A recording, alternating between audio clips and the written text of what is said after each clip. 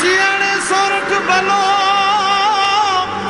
અને ઉનાળે ગુજરાત, એ વરસાદે વાગણ ભલો એ પાછો કચ્છનો બારે માસ। નમસ્કાર દર્શક મિત્રો, માસાપુરા ન્યૂઝમાં આપ સૌનું હાર્દિક સ્વાગત છે। હું અવની પિંડોરિયા। જોઈએ આજના સ્થાનિક સમાચાર। ઉત્તર ભારતીયોમાં છઠ પૂજાનું અનેરું મહત્વ છે।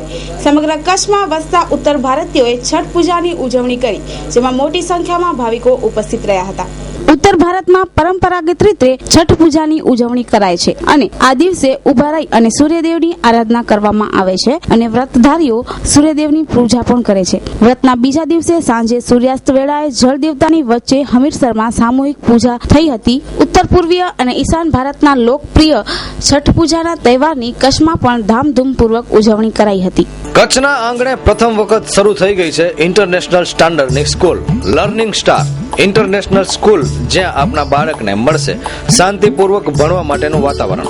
CBSE બોર્ડ આધારિત અભ્યાસક્રમ, દરેક વર્ગમાં માત્ર 25 વિદ્યાર્થીઓને admission.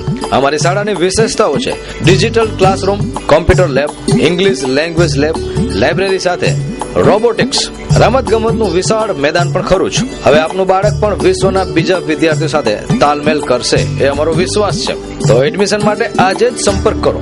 Learning star international school, happy learning star, Reliance shopping મોલની પાછળ, Bhanushali Nagar, Bhuj, Kutch. Contact 9978587065 8758764220। Our website is www.learningstarschool.com। 26/11ના હુમલાના આરોપી અજમલ કસાબને આજ રોજ 7:30 વાગ્યે ફાંસી આપવામાં આવી। તે અંગે જાણીતા ધારાશાસ્ત્રીઓ, પ્રબુદ્ધ નાગરિકો અને યુવાનોએ તેમના મંતવ્યો આપ્યા। મુંબઈ આતંકી હુમલાના એકમાત્ર જીવિત આતંકવાદી અજમલ અમીર કસાબને આજ સવારે ફાંસીના માંચડે ચડાવી દેવાતા સમગ્ર દેશમાં ખુશીનો માહોલ છવાઈ ગયો છે। ત્યારે કચ્છના મુખ્ય મથક ભુજમાં જૈન ડેરા મધ્યે પણ ફટાકડા ફોડી અને મીઠાઈ વેચી કસાબની ફાંસીને વધાવવામાં આવી હતી।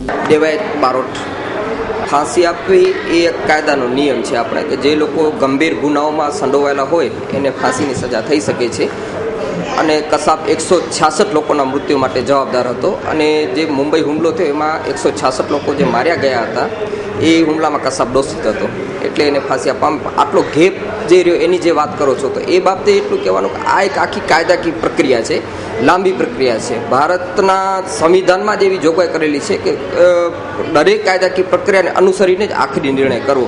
એ પ્રમાણે નીચેની કોર્ટમાં આખો જે ખટલો ચાલ્યો એના ઉપર અપીલો થઈ, છેલ્લે આપણે રાષ્ટ્રપતિને પણ દયાની અરજી કરી શકે, જેને કેપિટલ પનિશમેન્ટ કરવામાં આવે છે। એટલે રાષ્ટ્રપતિ જ્યારે એની ફાંસીની સજાને કાયમ રાખે ત્યારબાદ ગૃહ મંત્રાલય એની ફાંસીની સજાને તારીખ નક્કી કરી શકે છે। એટલે આ જે પ્રક્રિયા કાયદાકીય આખી પ્રોસિજર છે, આખી જે સિસ્ટમ નક્કી કરેલી છે એ સિસ્ટમના અનુસંધાનમાં જ આ સમય વ્યતીત થયો છે। એટલે આ જે આખી પ્રક્રિયા હતી કાયદાકીય પ્રોસિજરને અનુરૂપ થઈ છે અને જે અત્યારે ફાંસી આપવામાં આવી છે એ એકદમ યોગ્ય છે। અને જે 166 લોકો જે શહીદ થયા છે એમને એક શ્રદ્ધાંજલિ। અફઝલનો કેસ અને કસાબનો કેસ બે જુદા જુદા કેસો છે।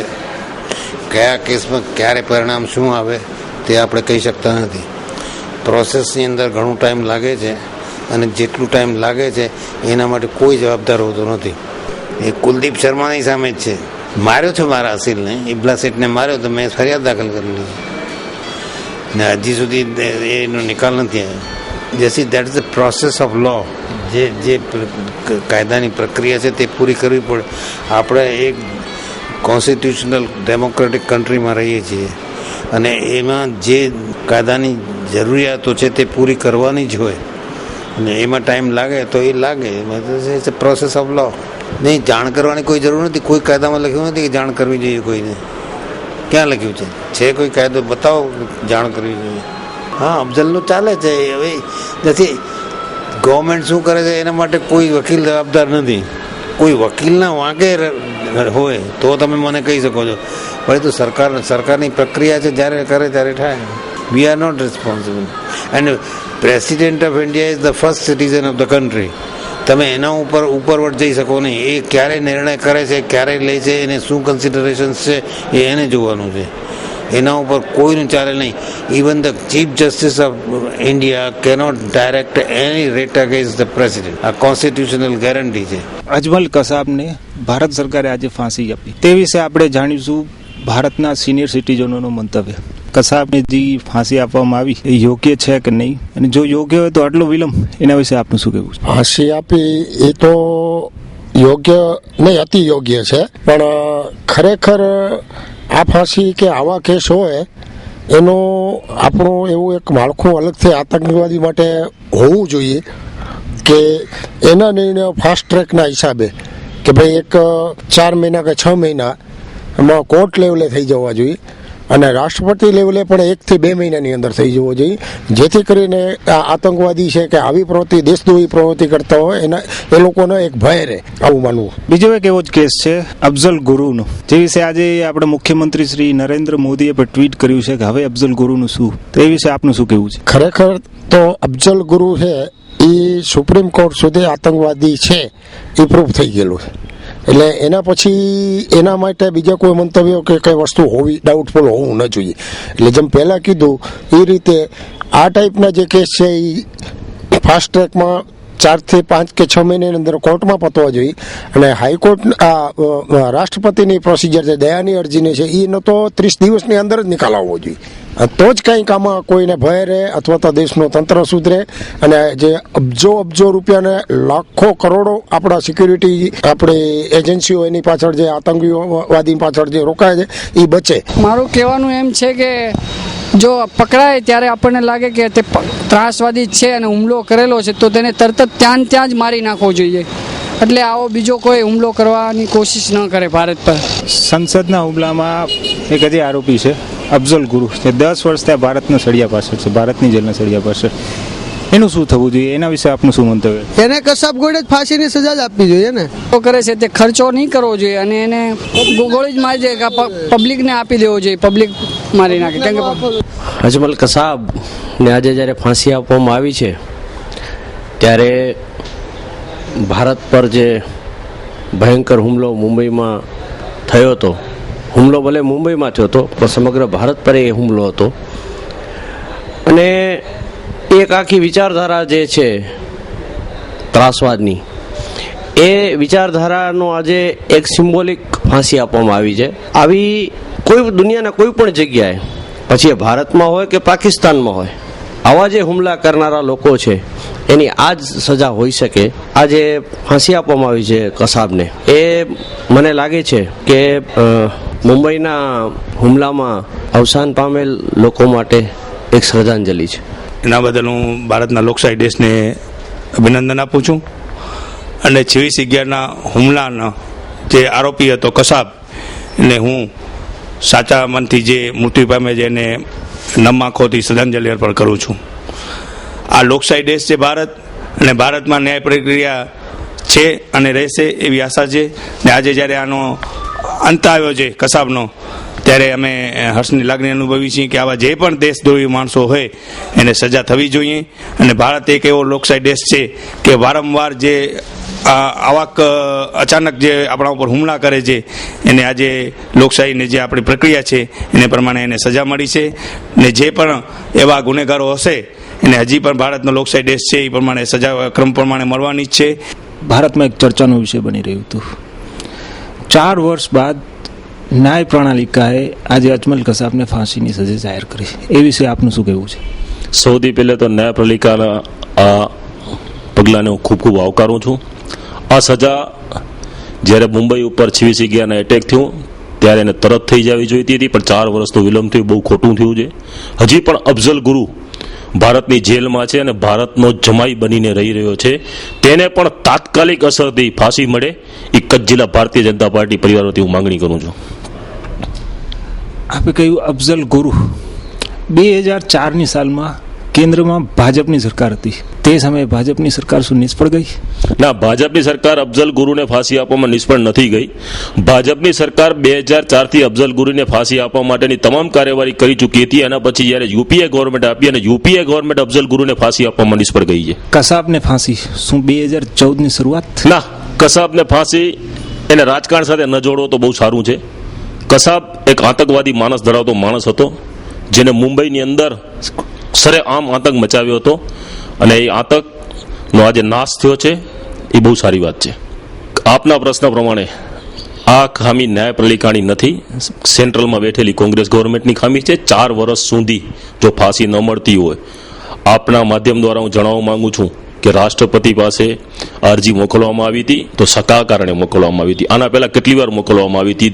દિલ્હી ગવર્મેન્ટે, મહારાષ્ટ્ર ગવર્મેન્ટે એની અરજી કેટલો ટાઈમે રાખી દીધી અને કેટલા ટાઈમે એને સેન્ટ્રલ ગવર્મેન્ટના હોમ ડિપાર્ટમેન્ટને મોકલી, અને હોમ ડિપાર્ટમેન્ટે ક્યારે ઉપર મોકલી, એ પણ જાણવું જરૂરી છે.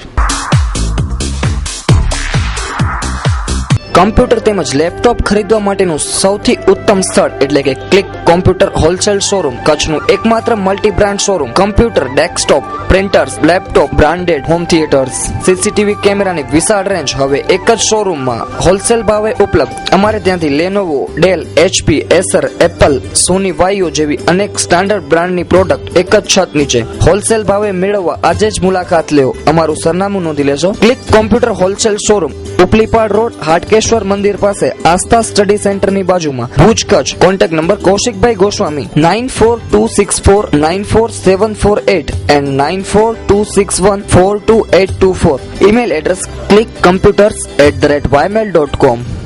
ભુજમાં તાજિયાના જુલુસ વચ્ચે સુરક્ષાના હેતુથી ભુજના સિટી પોલીસ સ્ટેશનના પીઆઈએ તાજિયા કમિટી અને સલાહકાર સમિતિની બેઠક બોલાવી. આદમ સુલેમાન પ્રેર, ભુજ શહેર તાજિયા કમિટીના પ્રમુખ આ સાલના 2012ના આજે રોજ ભુજ સિટીની અંદર એક ભુજ શહેર તાજિયા કમિટીના હોદ્દેદારો માતામીઓની મિટિંગ રાખવામાં આવેલી હતી, જેની અંદર ચૂંટણી આચારસંહિતાનું કલમું છે એમાં અમને હથિયારની મના કરવામાં આવી હતી. એટલે અમે પીઆઈ સાહેબથી અમારા આગેવાનો સલાહકારો સાથે બેસી ચર્ચા કરી. એ સાહેબે કીધું કે આપ કલેક્ટર સાહેબ પાસે રજૂઆત કરો, જો પરમિશન આપે તો મને કોઈ વાંધો નથી. આજે ભુજ સિટી પીઆઈ સાહેબે તાજિયા કમિટીની અને તાજિયા કમિટીના સલાહકારોની મિટિંગ બોલાવેલ હતી.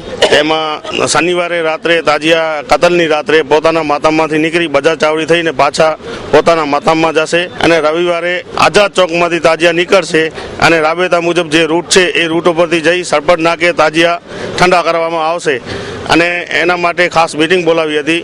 એમાં તાજિયા કમિટીના પ્રમુખ આદમભાઈ અને સલાહકારમાં આમદભાઈ જત, ઉમરભાઈ સમા, ફકીર મોહમ્મદ કુંભાર અને તમામ તાજિયા કમિટીના મેમ્બરો.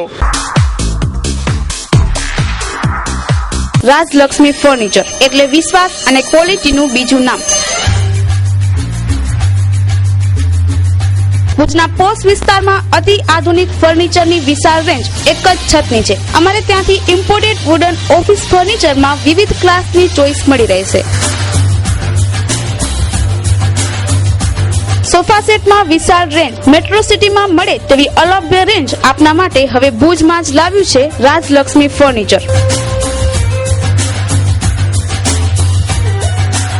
સ્ટીલ કબાટમાં અવનવી range, dining table, dressing table, settee પલંગની અવનવી અને અતિ આધુનિક રેન્જ.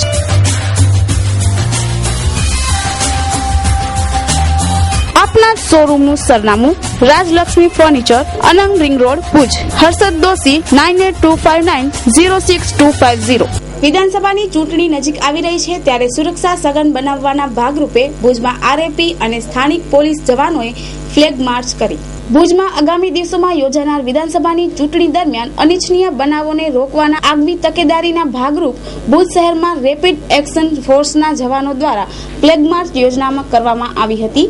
શહેર પોલીસને સાથે રાખી અને શહેરના મેહર અલી ચોક, અનમ રિંગ રોડ, વાડિયાવાડ, સરાફ બજાર, ભીલનાકા વગેરે વિસ્તારોમાં ફોર્સના જવાનોએ ફ્લેગ માર્ચ કરી હતી. ફ્લેગ માર્ચની આ કામગીરીમાં ફોર્સના 30 થી વધુ જવાનો જોડાયા હતા. Consumers and electronics showroom, imported માલના વિક્રેતા. હેન્ડીકેમ અને ડિજિટલ કેમેરાની વિશાળ રેન્જ માટે વિશ્વાસપાત્ર સ્થળ. દરેક રેન્જ હાજર સ્ટોકમાં.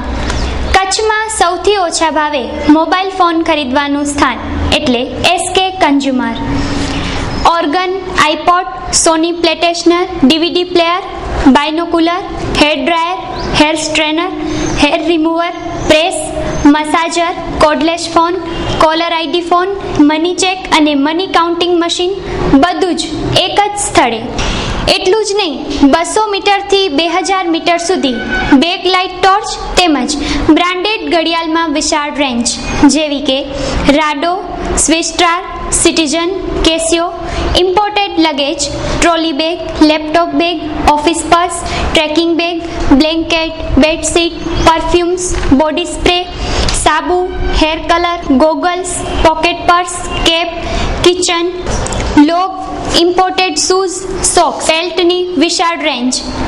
કચ્છમાં ઇમ્પોર્ટેડ માલના વિક્રેતાઓમાં મોખરાનું નામ એટલે SK consumers and electronics showroom. સ્થળ સ્વામિનારાયણ મંદિર રોડ, કલ્યાણેશ્વર વાડી, આનંદો રેસ્ટોરન્ટ પાસે, ભુજ. સંપર્ક 02832 223943. અબડાસાના નલિયામાં દેશી પિસ્તોલ સાથે ભુજ એસઓજીએ એક કોલી યુવાનની ધરપકડ કરી નલિયા પીઆઈને સોંપવામાં આવ્યો છે. આજ રોજ નલિયા ગામે ઉમર અલી કુંભાર, ઉંમર વર્ષ 21, રહેવાસી મફતનગર, નલિયાને પશ્ચિમ કચ્છ એસઓજીએ દેશી પિસ્તોલ લાયસન્સ વગર ઝડપી પાડ્યો હતો. દેશી પિસ્તોલની કિંમત આશરે 10,000 રૂપિયા અને 2 જીવતા કાર્ટીસ પણ આ ઉમર અલી કુંભાર આરોપી પાસે પકડાયા છે, જેની કિંમત 50 રૂપિયા થાય છે. આમ કુલ 10,000 અને 50 રૂપિયાના મુદ્દામાલ સાથે ઉમર અલી કુંભારને પશ્ચિમ કચ્છ એસઓજી અને સ્થાનિક પીએસઆઈ રાણા સહિતનો સ્ટાફ આ કામગીરીમાં જોડાયો હતો. હાલ ઉમર અલી કુંભારને સળિયા પાછળ ધકેલી દીધો છે અને આવતીકાલે કોર્ટમાં રજૂ કરી અને વધુ રિમાન્ડની માંગણી કરાય તેવું સૂત્રો દ્વારા જાણવા મળી રહ્યું છે. ત્યારે ખાસ કરીને ઉમર અલી પાસે વધુ કેટલી વિગતો બહાર આવે છે તો જોવાનું રહ્યું. હાલ ઉમર અલી કુંભાર, રહેવાસી મફતનગર, ઉંમર વર્ષ 21 ને પોલીસે દબોચી લીધો છે. Bhanushali furniture mall, economic, comfort, leisure. કચ્છની આધુનિક અને ફર્નિચરની સાચી ઓળખ ધરાવનાર ગ્રાહકો માટે ફર્નિચરની વિશાળ, લેટેસ્ટ અને અલભ્ય રેન્જ એક જ છત નીચે. તમારા ઘર, બંગલા, ઓફિસ, રેસ્ટોરન્ટ તેમજ શોરૂમ માટે તમામ પ્રકારની ફર્નિચરની અવનવી ડિઝાઇનનો ખજાનો ભાનુશાલી ફર્નિચર મોલમાં. મુંબઈ જેવી મેગા સિટીમાં જે ફર્નિચરની માંગ છે તે ફર્નિચર હવે ભુજની ભાગોળે મિર્જાપર સુખપર હાઈવે પર આવેલા વિશાળ શોરૂમ ભાનુશાલી ફર્નિચર મોલમાં મળી રહેશે. સોફા, દિવાન, dining table, chair, bed, table, designer chair, cupboard જેવી ફર્નિચરની વિશાળ રેન્જ. ટેબલમાં વિશાળ range, dressing table, dining table, રજવાડી dining table, office table, computer table, centre table, study table. Sofa સેટમાં અવનવી ડિઝાઇનો, વિવિધ મટીરીયલ સાથે leather sofa, rexine sofa, cloth sofa, દિવાલ વોલનેટ સોફા. કચ્છમાં સૌ પ્રથમવાર ચેરની અવનવી ડિઝાઇનો ભાનુશાલી ફર્નિચર મોલમાં. Bhanushali furniture mall. Garden set, garden ઝૂલા, TV cabinet, shoe box, LCD unit, અવનવી ડિઝાઇનમાં વિવિધ કલરમાં, બેડશીટ અને pillow. Bhanushali furniture mall, Mirjapar Sukhpar highway. Contact 9429999919, 9712425501. Email bhanushaliFurnitureMall@gmail.com. Imam Hussain અને તેમના સાથીઓ સત્યની લડાઈ લડી રહ્યા હતા ત્યારે તેમણે શહીદી વહોરી હતી. ત્યારથી જ ઇમામ હુસેનને યાદ કરી અને તાજિયા કાઢવામાં આવે છે. વર્ષોથી ભુજ કેમ્પ એરિયામાંથી તાજિયા કાઢવામાં આવે છે. તે જ રીતે આ વખતે પણ તાજિયા કાઢવામાં આવશે. તાજિયાની આખરી ઓપ અપાઈ રહ્યો છે. મોહમ્મદ અલી મોહમ્મદ મારું નામ. હું આ મુજાવર છું. મારી ઉંમર 63 વર્ષની છે. હમણાં અમારી 10 પેઢી થઈ ગઈ અહીંયા કને અમે રહી છીએ. આ કુંભાર ફર્યો છે. તાજીઓ જ્યાંથી આ કેમ્પ ફસ્યો છે ત્યાંથી તાજી બને છે. મિલિટરી વાળા આવે જૂની મિલિટરી હતી, પઠાણોની મિલિટરી હતી રાજાશાહીમાં. ત્યારે આ લોકો પંજા લઈ આવ્યા ને તાજીઓ લઈ આવ્યા. ત્યારથી અહીંયા બને છે. હાલ આવે છે, સવારી આવે છે 7મી દોઈના, 8મી દોઈમાં ને 9મી દોઈમાં. ત્રણ દિવસ હાલ આવે છે. સવારી જે સવાલ હોય તે અહીંયા આવી પૂછા કરે છે. જે પણ માણસને કાંઈ તકલીફ હોય તો અહીંયા કને એનો ફેદ થઈ પહોંચે છે. ભુજ અને કચ્છની અંદર દર વર્ષે મોહરમ પર્વની કોમી એકતા અને ભાઈચારા સાથે ઉજવણી કરવામાં આવે છે. એના એક ભાગ રૂપે આજે ભુજના જનતા નગરી વિસ્તારમાં એક બાળકોએ સરસ મજાનો કાર્યક્રમ ગોઠવ્યો છે. ખાસ કરીને કરબલાના શહીદોની યાદમાં આજે એક મહત્વનો કાર્યક્રમ આ બાળકો દ્વારા આયોજન કરવામાં આવ્યું છે. અને આ બાળકો પણ 8-10 વર્ષના છે, પણ એમને પણ કંઈક એવું થયું મનમાં આપણે પણ કંઈક કરીએ. અને આ બાળકોએ આજે સબીલી હુસેન અને એવી રીતે એક સરસ મજાનો કાર્યક્રમ અહીં બનાવ્યો છે. આ મોહરમ પર્વ જેને આપણે દર વર્ષે શાંતિ અને ભાઈચારાથી ઉજવીએ છીએ અને કચ્છની અંદર અને ભારતની અંદર કાયમી કોમી એકતા અને ભાઈચારો બની રહે એવી મારી આજના આ પ્રસંગે પ્રાર્થના છે. અમારું અહીંયા પ્રોગ્રામ ફ્રૂટ સલાડ નો પ્રોગ્રામ છે. અમારા બધા ગ્રુપ અને અમારા સાથીઓને અમે આ પ્રોગ્રામ કરવાનું સોચ્યું. અમે અમારા ફરિયાનો બહુ સપોર્ટ મળ્યું. અમે અમારા ફરિયાનો બહુ સપોર્ટ મળ્યું. ઇન્શાઅલ્લાહ આગલા વર્ષમાં આનાથી પણ મોટું કરશે. અમે 4 વર્ષથી કરીએ છીએ. આનું ઇમામ હુસેનની યાદ માટે અમે પ્રોગ્રામ કરીએ છીએ. અહીંયા અમારો 8-10 લોકોનું ગ્રુપ છે. સોઇલ છે.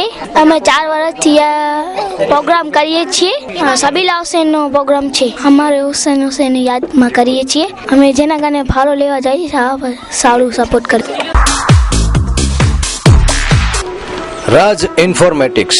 અવર slogan is minimum sales maximum service. ભુજમાં સૌપ્રથમ આધુનિક અને વિશાળ computer sales and service showroom. આપ કોમ્પ્યુટર, લેપટોપ કે કોમ્પ્યુટર એસેસરીઝ ખરીદવા માંગો છો તો સંપર્ક કરો રાજ ઇન્ફોર્મેટિક્સ.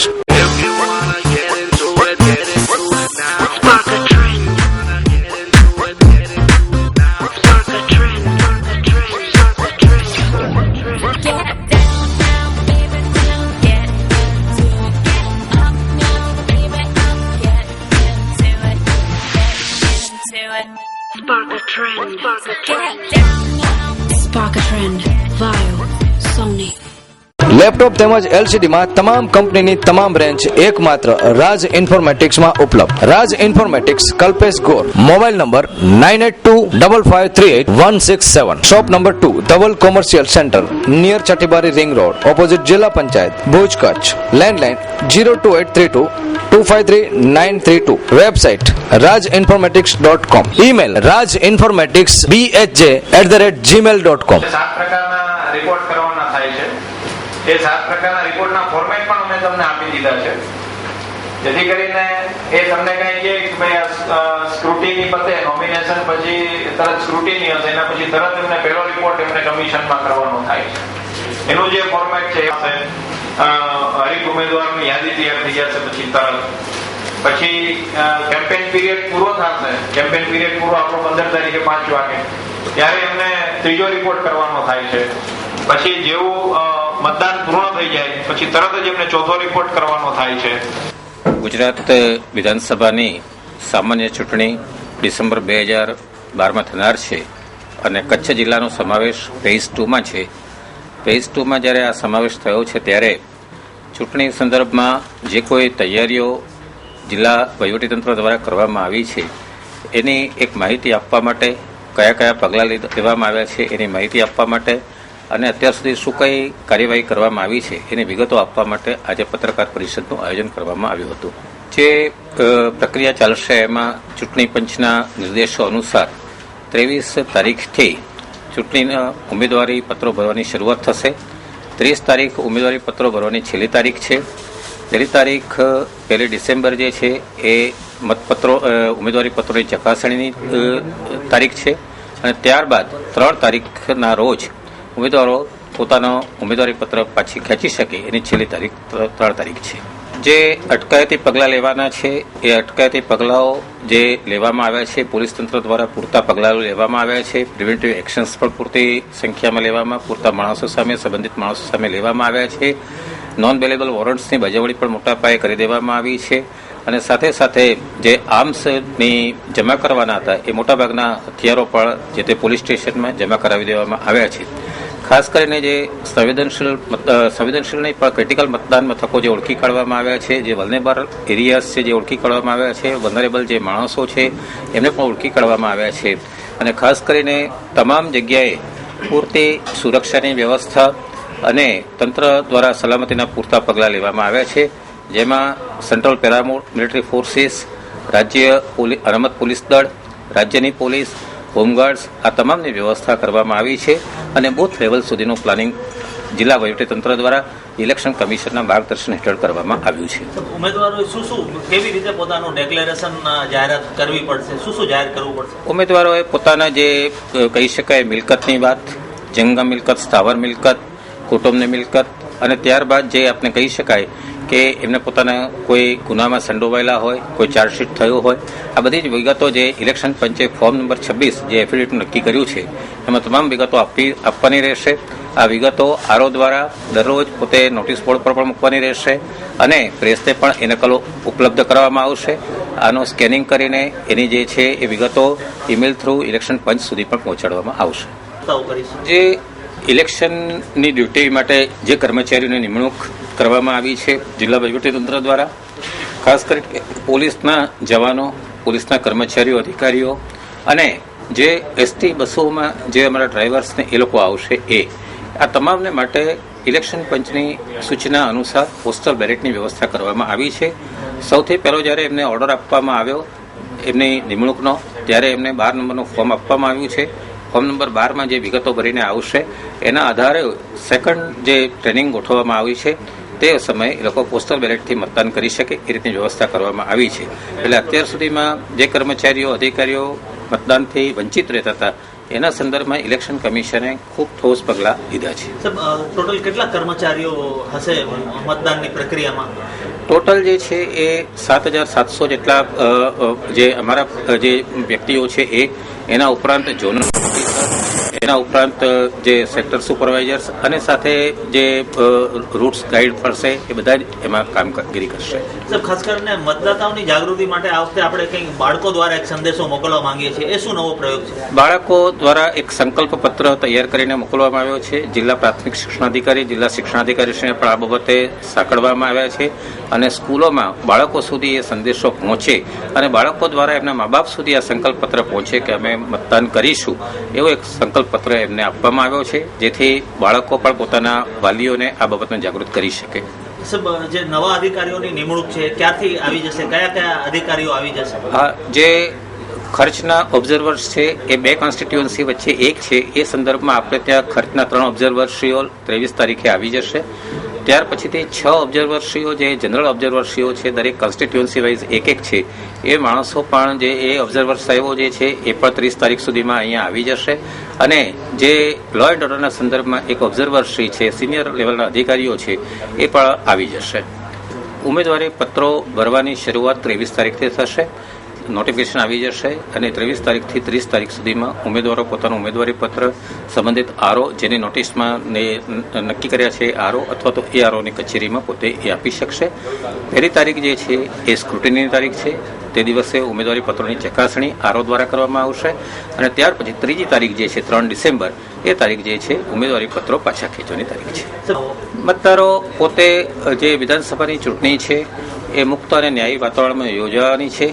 મતદારોને પૂરતી સુરક્ષાની વ્યવસ્થા, પૂરતી નજીકથી પોતે મતદાન કરી શકે એ પ્રમાણેની વ્યવસ્થા, પૂરતા મતદાન મથકોએ બધી સુવિધાઓ ઊભી કરવામાં આવી છે અને મતદારોને ખાસ અમારી અપીલ આપના માધ્યમથી એ છે કે પોતે પોતાના નિર્ભીક રીતે પોતાનું વોટિંગ કરે.